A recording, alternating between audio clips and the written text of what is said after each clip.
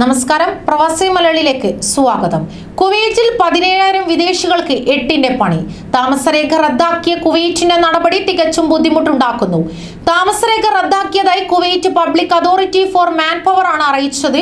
Covid പ്രതിസന്ധി രൂക്ഷമായതോടെ കുവൈറ്റിൽ നിന്നും നിരവധി കുടുംബങ്ങളടക്കം വിദേശികൾ സ്വന്തം രാജ്യങ്ങളിലേക്ക് മടങ്ങുന്ന സ്ഥിതി ഉണ്ടായിരിക്കുന്നു.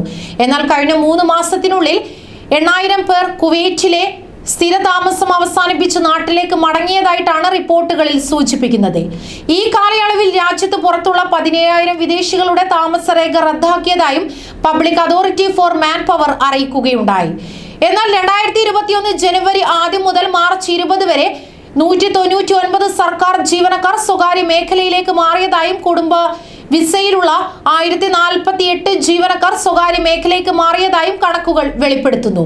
കൂടാതെ രാജ്യത്ത് തുടരുന്ന 1,81,000 വിദേശ തൊഴിലാളികളുടെ വർക്ക് പെർമിറ്റുകൾ പുതുക്കിയതായും 459 വർക്ക് വിസകളും 735 വർക്ക് പെർമിറ്റുകളും അതോറിറ്റി നൽകിയതായി കണക്കുകൾ വ്യക്തമാക്കുന്നു. അതോടൊപ്പം തന്നെ പുതിയ ഓട്ടോമേറ്റഡ് സംവിധാനത്തിലൂടെ കുവൈറ്റിൽ തുടരുന്ന 18,858 വിദേശികളുടെ യൂണിവേഴ്സിറ്റി ബിരുദ സർട്ടിഫിക്കറ്റുകൾ അതോറിറ്റി അംഗീകരിച്ചതായും സ്ഥിതി വിവരണ കണക്കുകൾ സൂചിപ്പിക്കുന്നു. അതോടൊപ്പം പുതിയ ഓട്ടോമേറ്റഡ് സംവിധാനത്തിലൂടെ കുവൈറ്റിൽ തുടരുന്ന 18,858 വിദേശികളുടെ യൂണിവേഴ്സിറ്റി ബിരുദ സർട്ടിഫിക്കറ്റുകൾ അതോറിറ്റി അംഗീകരിച്ചതായും സ്ഥിതി വിവര കണക്കുകൾ വെളിപ്പെടുത്തുന്നു.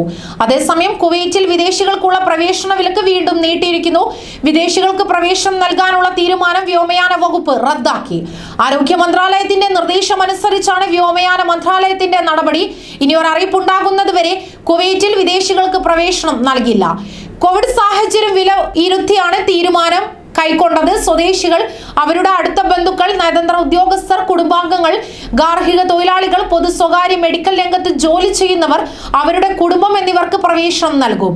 7 ദിവസം ഹോട്ടലിലും 7 ദിവസം വീട്ടിലുമാണ് ക്വാറന്റൈനിൽ കഴിയേണ്ടത്. നേരത്തെ ഫെബ്രുവരി 7 മുതൽ 2 ആഴ്ചത്തേക്കാണ് കോവിഡ് പ്രതിരോധ നടപടികളുടെ ഭാഗമായി വിലക്ക് ഏർപ്പെടുത്തിയത്. കൂടുതൽ വാർത്തകൾക്കായി ഈ ചാനൽ സബ്സ്ക്രൈബ് ചെയ്യുക.